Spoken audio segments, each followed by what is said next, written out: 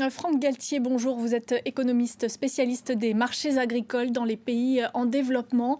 Quels sont justement les pays les plus concernés par ce risque de pénurie alimentaire?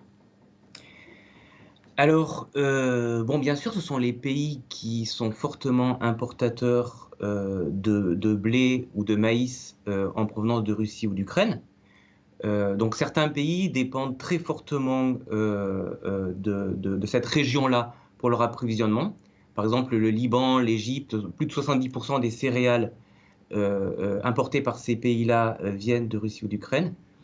Donc du coup, forcément, ces pays-là risquent même, eux, de vivre des difficultés d'approvisionnement, donc un problème vraiment quantitatif.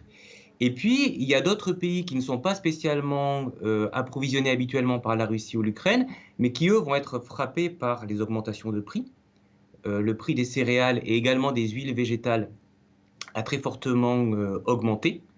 D'ailleurs, il faut préciser que l'augmentation avait commencé bien avant la guerre en Ukraine. Depuis le milieu de l'année 2020, le prix des céréales, blé et maïs et le prix des huiles végétales a augmenté d'environ 80%. Donc à la veille de la guerre en Ukraine, les prix étaient déjà très élevés et étaient déjà sur une tendance ascendante. Alors bien sûr, la guerre en Ukraine a encore aggravé les choses. Et donc effectivement, il faut s'attendre à ce qu'il y ait des difficultés importantes dans pas mal de pays en développement. On vient de le voir avec l'exemple de la France. Est-ce que d'autres pays producteurs, autres que l'Ukraine et la Russie, pourraient venir pallier les pénuries? Alors ça, c'est un discours qu'on entend beaucoup depuis la crise en Ukraine, notamment à l'échelle européenne. L'Union européenne avait mis en place toute une politique visant à avoir une agriculture plus respectueuse de la nature et de l'environnement, moins polluante.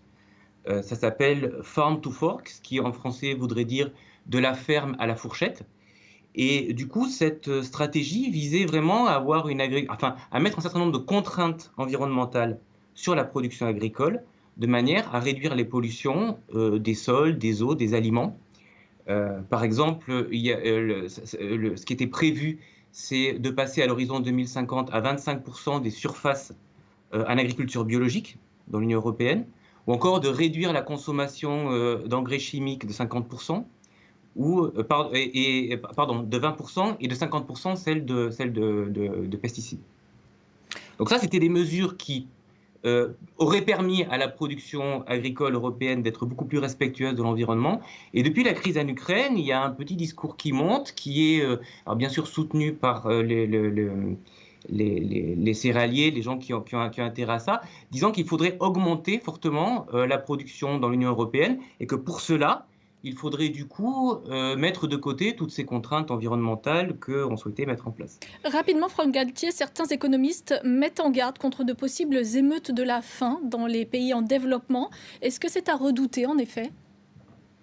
Alors c'est quelque chose qui s'était produit en 2008, quand il y a eu une augmentation des prix d'une ampleur à peu près similaire à celle qu'on connaît aujourd'hui. Et ce qui s'était même produit, c'était une espèce de mondialisation des émeutes urbaines, c'est-à-dire que certains pays, voyant que des émeutes urbaines s'étaient produites dans d'autres pays, ça avait suscité du coup, ça avait donné l'idée dans d'autres pays aux gens d'aller dans la rue pour protester également. En fait, les gens protestent contre une baisse très forte de leur pouvoir d'achat, puisqu'il y a non seulement l'augmentation du prix des aliments, mais aussi l'augmentation du prix de l'énergie. Là, en l'occurrence, on a à la fois une augmentation du prix de l'énergie, une augmentation du prix des aliments. Mais je voudrais revenir sur votre question tout à l'heure sur l'idée d'augmenter la production agricole comme réponse à cette situation de Rapidement, crise. s'il vous plaît. À mon avis, c'est vraiment pas une bonne idée parce que d'abord, ça poserait effectivement, comme vous l'avez dit dans votre reportage, un grand nombre de contraintes environnementales sur la biodiversité et bien d'autres choses. Mais surtout, cette stratégie que l'Union européenne a commencé à amorcer vise à sortir d'un modèle de production agricole qui repose sur les énergies fossiles. C'est-à-dire tous les engrais de synthèse sont fabriqués à partir du gaz naturel, l'urée par exemple. Et donc du coup, en fait, ce que révèle la crise en Ukraine, c'est notre dépendance aux énergies fossiles, y compris pour la production agricole. Et du coup, ce qu'elle nous dit justement, c'est qu'au contraire, il faut sortir de ce modèle agricole si on veut sortir de cette dépendance aux énergies fossiles qui nous rend dépendantes de pays extérieurs comme la Russie.